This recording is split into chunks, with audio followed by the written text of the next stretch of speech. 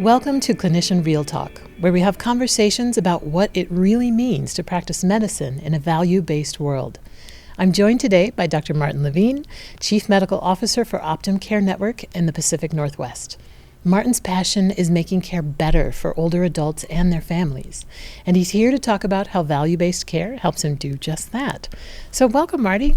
Thank you for being here. Thanks for having me, Adia. I appreciate it. Yeah. Tell us a little bit about your background and where you are now, the path that has brought you here. Sure. So I'm a family doctor, trained in family medicine, and after my training, I did a fellowship in the care of older adults, so geriatric medicine. Yeah. Now, that was a long time ago. Okay. I've always practiced in the Seattle metro area.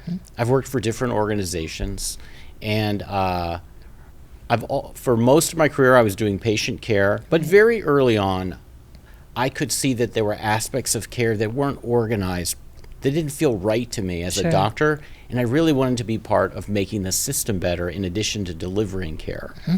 So my journey for these a little over 20 years has really been a combination of getting experience clinically and then figuring out how you apply that to make care more effective as a system. So I've really been inspired and drawn to that throughout my career. Yeah. What does that look like when you're leading teams, you're inspiring others? How do you help them approach care planning for older adults and creating a plan that's really realistic for someone's life? Well, one of the reasons I wanted to I saw Optum come to my market, and I wanted to work for Optum. It's because I saw that Optum, in my mind, was combining the ambition of a big organization to move fast and try stuff, and it was working with experienced medical professionals. Yeah. And that combination, to me, was very unique. Yeah. In my role today, the key things that I do are as I look for problems that clinicians and patients and families struggle with and say, there's a deficit. How can we close that? How do we make it easier for the docs to be more successful in their work? So I find that very satisfying to go frontline, focus on where's a real clinical problem in a workflow, and try to solve for that. Yeah. Do you have an example of one of those, something that you can recall, what was one of those clinical problems? Sure. Yeah. Yeah, I have many. The one I've been doing, which I'm most proud of late, is we stood up in the Pacific Northwest a program called the Memory Health Support Program. Ah, cool. So very early in my career, I saw that when families have a loved one who has cognitive troubles, they just seem to always fall through the cracks. Yeah. The health system is not really well designed to help the family on that journey. Yeah. And so in Optum, we've set up now, we've done 5 full years of innovation in this work. Okay. And last year, we really figured out how to set up a scalable solution. So basically, we do 2 things. We come to primary care practices, and we offer sort of coaching and for the docs on knowledge base around dementia, Alzheimer's diagnosis, and supporting caregivers, how to manage the care. We help them on their practice management, how to build in guideline evidence into their practice, how to change their workflows so it's easier for the clinical team. And then we have an entire support arm for families. Okay. And we cover the cost of that with the preventive dollars we obtain through a value-based arrangement so that the families don't pay for it. So it's pretty awesome. Yeah.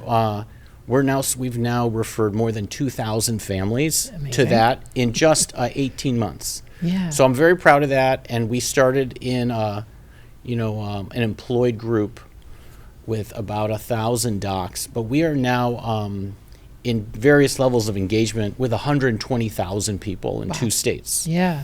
So that's the kind of thing that I felt like I could only do by coming to Optum, is with this orientation to the population and a value of the skills of primary care people leading improvement. I love that kind of stuff. Yeah. So can you think of a specific story, like an instance where you encountered someone, or even working with a clinic? What was it like what's the story behind coming in and introducing this new model, and how folks reacted to you, like how the training went. Can you give me a specific story on that? Sure. So the way we always promote this is we go to practices and we explain we have this service and we say, do you want it? Yeah. And we always say, you don't have to have it if you don't want it. It's a choice. Right. And so we had a practice in outside of Portland in Oregon. I think it's maybe 4 docs, 3 APC practice. Okay. And the physician leader of that practice was very excited about the idea, particularly if there was no administrative hassles. Right. Yeah. She said, if you're not giving me extra work, you're just going to help me be a better clinician, I'll play. Sure. I said, that's the deal. She said, I'm very nervous, though. A couple of my colleagues are very skeptical about new things, and they always think someone's just dumping work on them. Yeah. So I live in Seattle, so I drove down, and we did a training in the clinic. They brought everybody in, medical assistants, the doctors, and the 2 doctors who were the most resistant, they were pretty obviously guarded and defensive. Yeah. So even in that meeting, they started off kind of challenging to me. As the 45 minutes, 50 minutes passed, it was clear. They said, okay, you made some good points. Okay. We're going to try this. And this practice now, without financial incentives, we didn't come up, it wasn't a business deal. Yeah. It was about being professionals. Yeah. They said, we're going to do this. This is better care. And you brought us a new service to boot. So we're going to do this. And so they have been now, for I guess it's 5 months, systematically been trying new things with their patients. That's awesome. It's very professionally rewarding to Yeah. be figuring out a better way to do care to make their actual practice easier. Yeah, that's amazing. So you mentioned families. We looked at the clinician side of it, and families. You mentioned how families play such a big role in those decisions. Their values are so important. How do you go about setting up a system that brings them into the process in a way that feels collaborative, empowering for them? Well, you have to think about it like most medical practices are set up so that a clinician works with an MA to see people quickly. Right. That's not really conducive to talking to families. No. So you have to be open to a change in the design of the care delivery without just trying to load new work to the clinician, because they already have a lot to do. Yep. So we sort of break out, most of the problems in the U.S. healthcare system are around chronic care. We're pretty good at acute. Right. Pneumonia, break a bone, car accident, all that kind of stuff. Honestly, we're the best. Yeah. We're top drawer. Yeah. But the chronic troubles where the needs of patients and families are bigger than the acuity. Yeah. They need someone to systematically assess. There has to be time for that. Yeah. They need somebody to have an information system, EMR, that's organized around coordinating the information needed to drive that performance. They need someone to work with the patient on their own confidence and skills to get better. So, and then there has to be a follow-up system. Yeah. So if you think about, I called out 4 things, that's not what's built into the system of every 20 minutes with my MA rooming them. Right. So of course that system's not going to work. But the reason I'm drawn to value-based care, that kind of language, is that's upfront payments that allow you to innovate, and you hire other team members to do functions for you. Oh, okay. So you can see this nationwide at Optum, that we have nurse practitioners doing some of the assessment to bring it in. It's done ahead of the visit. Right. Or you empower and train a nurse to provide coaching on some skill for the patient outside of the visit with the doctor. Yeah. Let me give an example. If you had 2 patients who have diabetes, let's just say they're in the 40s, because it's a common age. One patient comes to the doctor and says, "Doc, I take a green pill, a red pill, a white pill. I know what time I take them, but I don't know what they're for. But I like you. I come and see you every 3 months. Just I'll do whatever you tell me. Right. That's one kind of patient. There are a lot of people like that. There's another person who comes in and says, I've been reading on the internet, and I'm trying to figure out this carb counting thing. I can't tell. It says 1 palmful, but is it a heaping palm? Right. Now, half your palm. So sometimes the docs see a patient with the internet report, and inside their heart sinks, like, oh no. But actually, the outcomes in the literature, the science is the second person does better. Yeah, they're more invested, right? They're invested, they're engaged, they have confidence, they have self-efficacy. Right. So in chronic care, we have to build systems to make as many people as possible like that. This passive patient, this is not healthy for them. Right. So what we have to do, what we do in this memory health support program, but you can apply it to hypertension, diabetes, it doesn't matter, is you build in a system so somebody on the team has a role to support. Okay. So that can be a more self-service function where you have a great website where you have application to the EMR with educational things. So you have some stuff that's self-service that people can use. You need some basic amount of information like that. Then you need some where you interact with somebody. So people who take medicines on a regular basis often love to talk to a pharmacist. So at Optum, we're building in pharmacy roles on a routine basis across conditions and ages. So if you have questions about your meds, are these meds going to interact? Can I take this with food? How do I store this when I go on a trip? All these kinds of questions. That's the beauty of having a business model that incentivizes prevention and expansion of the care team. And that's our real opportunity to build a new health system, is to have more features like that and then spread it around the country. How does value-based care really support that kind of training, that kind of conversation and skill setting? Well, in value-based care, you're getting a prepayment, a monthly amount of money to care for people. And you can take a percentage of that money and invest it in training programs for your clinicians. But if you have a little subsidy, a little breathing room, that's a great way to put it, then you can come up with new things. So like when we started the memory health support program, I had a lot of people did not believe me that we could do it. A lot of naysayers. And I just kind of laughed. Like, you say we can't do it, but I'm in the clinic. I can see that this family is suffering. I can see that the clinician doesn't know what to do. And I can see that we could use some of the subsidy of the value-based care payment to pay for a new service to unload the doctor. So since we've done that, the docs like it because they get to focus on being clinical leaders and adjudicating the big decision-making around medicine, tests, drugs, doing that right, safety, because that's what clinicians love to do. But then there's a bunch of things that families need, like, doc says my mom has Alzheimer's. What does that mean? How bad is that? Is she going to go to a nursing home? How do we plan for the future? How do we find community resources? How do we get her to quit driving a car? All those questions, the docs don't have time or the background to do it. But we take capitated money and then we pay a team and we train them to do it for the doctor. So when the patients and family come in, they say to the doc, "Doc, thanks so much."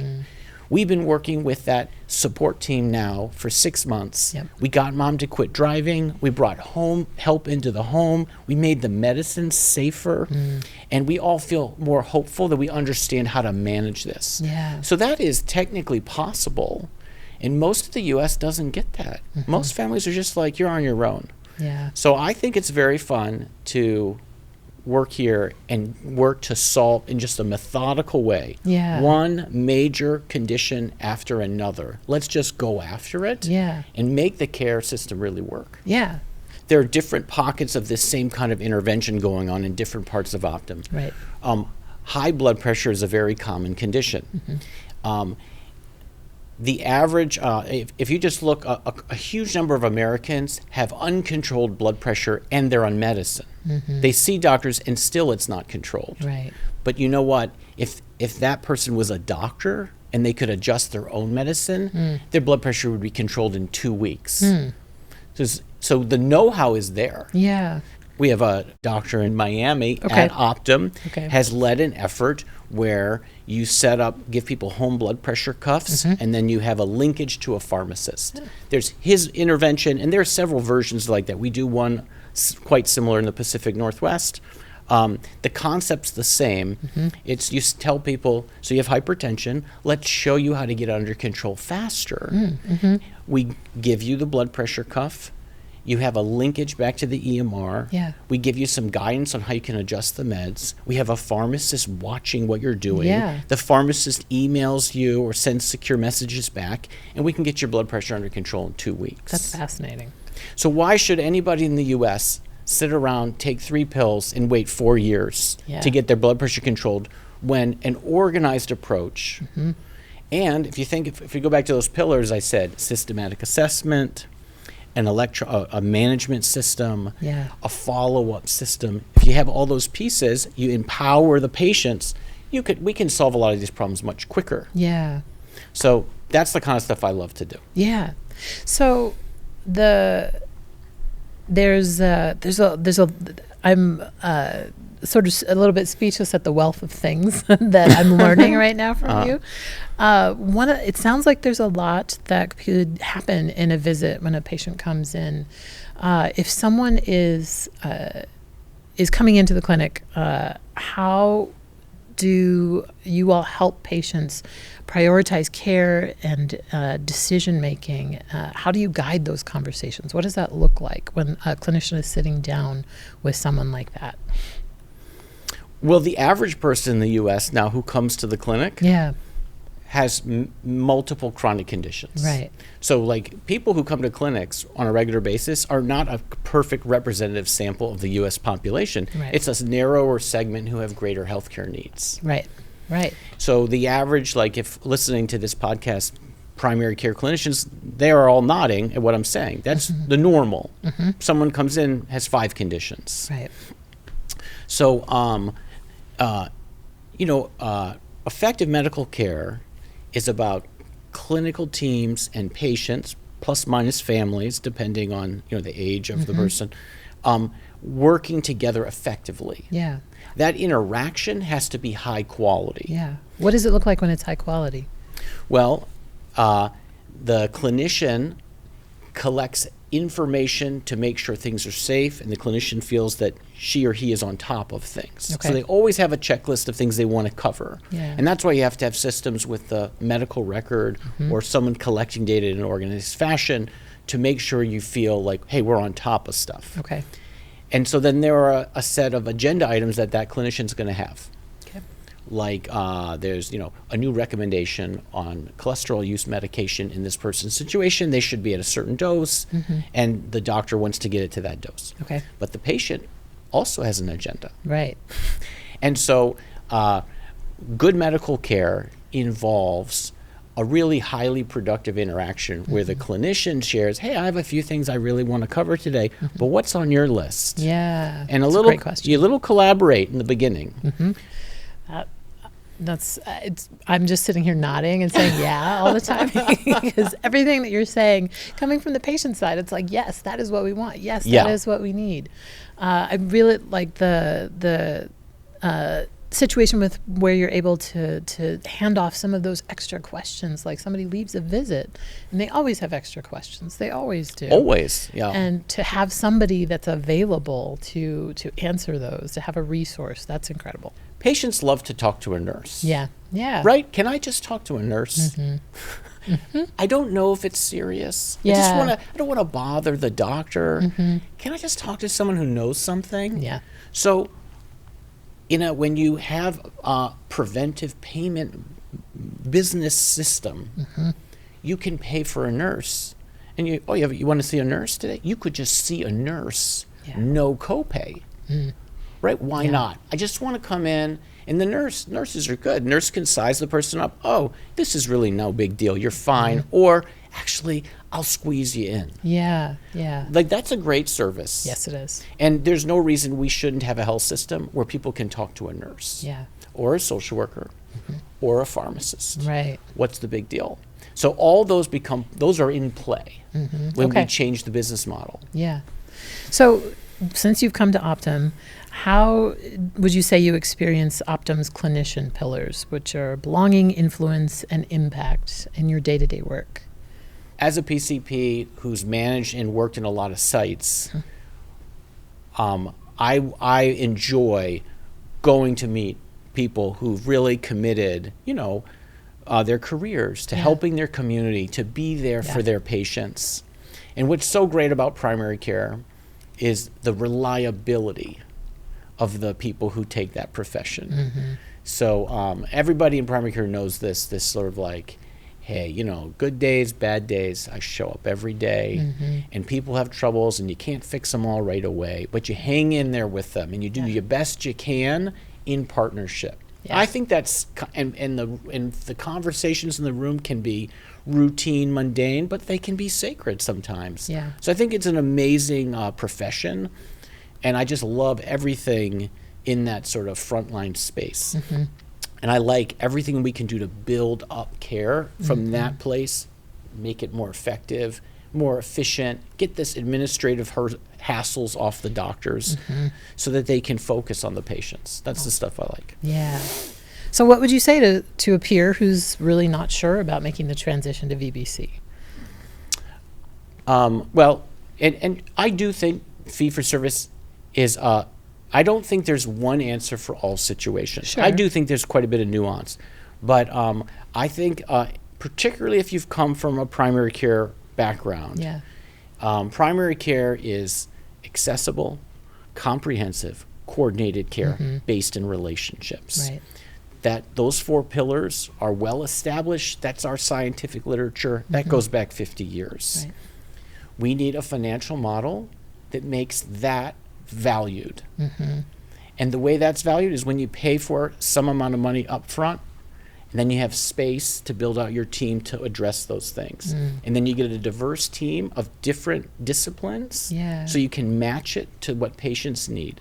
Cool. You don't just say, doctor has to see everything. Right. Yeah. It might feel satisfying to the doctor to touch everything and you don't miss anything, but it's a mismatch. Let's play to our strengths. When people should see a pharmacist, they should see a pharmacist. When they should see somebody in behavioral health, a master's level behavioral health person, that person should be in the clinic. Yeah. So, Marty, why is Optum uniquely positioned to lead this transformation of healthcare? I think Optum's doing something very unique, and I really applaud it, and is one of the things I think is smart and correct. I think what Optum is doing, Optum has a diversity of practice styles that it supports and maintains. So there are clinics where the doctors are basically employed, and they mostly have a salary with some kind of incentive. They work for Optum. Right. That's one setup. But most of our practices are docs who have their own practices that Optum does not own, and we're trying to influence their practice style to be more preventative, more chronic care oriented, greater diversity in these care roles that I was describing before. And so some places are urban, some are rural, some, there's enormous variation in rural. Right, right. We have partnering organizations who are small docs, like 2 docs own a clinic, and then we have a hospital-based rural health system, or we have a federally qualified health center. And Optum is not trying to change everybody. Optum's saying, you be you, but we're going to bring supports in to preserve your clinic's culture, which is aligned with your community, but let's find the areas that we could increase the value. Yeah. I think that's beautiful. Yeah. I think that's the way to do it. Yeah. And I don't think anyone's ever tried to do that before. So I love this sort of mix of employed and network practices and thinking about those different groups so that, like I went to a clinic in Centralia, Washington, and this is a rural place, and the senior doc who'd been in that practice for 50 years was in his mid-80s. Wow. And he had a few few other docs who work with him, but it was his practice. He was incredible. Yeah. He works full time. And why? He does a good job. We have quality performance. He does a good job. Let's let him keep going. Right. His community loves him. Right. So I think that's a beautiful element of the Optum model, which I think is quite distinct. I don't think there's anybody else doing that anywhere. Very cool. Yeah, I love that framing of how the country is made up of different cultures. It really, truly is. And I think that's such a great perspective to have when you're looking at how to care for people. You know? So, and related to that is this sort of, you could call it a tension between value-based care and fee-for-service. I think they're both important. Yeah. They're both valuable, and they both can make care better. The key is to figure out when do we pull which lever for which population. Right. Yep. So it's definitely valuable in a lot of clinical practices to see people in shorter visits to quickly address and focus a bit more on the access to care. Right. Getting in to see somebody, Right. even if you don't know them, for some communities and patients is the right thing to do. Right. There's something wrong with my eye. Can you just help me? I don't want to have a big conversation Right. about it, okay? I'll Right. see anybody. Right. That's a very human thing. Yeah. So the system should do that. And if we have a fee-for-service element to that, great. Yeah. And then the people who have chronic challenges, where the decision-making that's collaborative with the clinician, doctor, nurse practitioner, whoever it is, has to be consistent. Yeah. You know, they could see someone for the small thing about their eye with anybody, but no, we're going to come back to my chronic condition with my meds. I want to see the same person. Right. Yeah. That's they know all- the story. They know the story of this condition that I have. Right, and you can't write everything down on a chart. There's a lot of human communication that's just real between real people that you can't write it down. Right. Yeah. You get to know people. Right. So a lot of that should be done in a payment system that rewards prevention, coordination, interdisciplinary teams. Yeah. And you need both. Yep. So it's tricky. It's very tricky. I mean, I wouldn't, to be the clinician and say, am I doing fee-for-service? Am I doing value-based? I'm switching gears all the time. That's a skill, and I don't think we've perfected it. But I do think directionally that is where we should go. We wouldn't want to be all value-based and no fee-for-service. I think that would be a miss. And I don't think we should be all fee-for-service and no value-based. I think we have to figure out how do you get this right blend. And in some communities, it might need to stay more fee-for-service than the value. That's cool. I think that's interesting to sort of figure out together. Yep. For people listening to this, assuming they're clinicians, I think it'd be fun. Yeah. I think it's fun to be part of an organization that's trying to figure that out. Yeah. I don't think I just have not, in my experience, found many organizations really wrestling with that. Most of healthcare is just sort of trying to always hold on. Yep. Yeah. Stay the same. Don't move. This is working. Don't change anything. That's right. Or just kind of like this. Yes. So it sounds like you and anybody else who might be interested in adopting this model, they're really interested in innovation in this space, like doing something new, not just doing it the old way. Well, and I say, again, both. Yeah. So one of the things I love is there are different kinds of there's diversity in people's personalities. So many people love the reliability of these are the standards, these are the recommendations, and they like to keep it the same. Yeah. And, you know, they're awesome. We need them. They're the workforce of most of primary care. Yeah. That's most people. And then there are people, and I'm in this camp, I like to tinker. That's who I am. I'm a tinkerer. I go in any job or any role, and I'm like, could we do that better? Do I need to do it that way? So I want there to be a health system that is home to both. Yeah. We're a family. Yeah. I want space for the people who want to tinker and make their practice better, and the people who are just like, could you spare me all that? Can I just come to work and do the right thing for the public, stick to the science, and be there? This is that place for them too. So I like it both. Awesome. Thank you. Sure. Well, thank you so much. Thank you for sharing your experience, your perspective, your expertise, all of it. If you are a clinician who knows you need to transition to value-based care, now is the time to assess how ready you are to make the shift. We've created a quiz for you to take to do just that. Click on the link in the show notes to take your quiz today. For clinicians listening, if you're looking for a model that gives you the time, tools, and support to care for the whole person, this is what that can look like. Subscribe to Clinician Real Talk for more real conversations with clinicians making real impact. See you next time.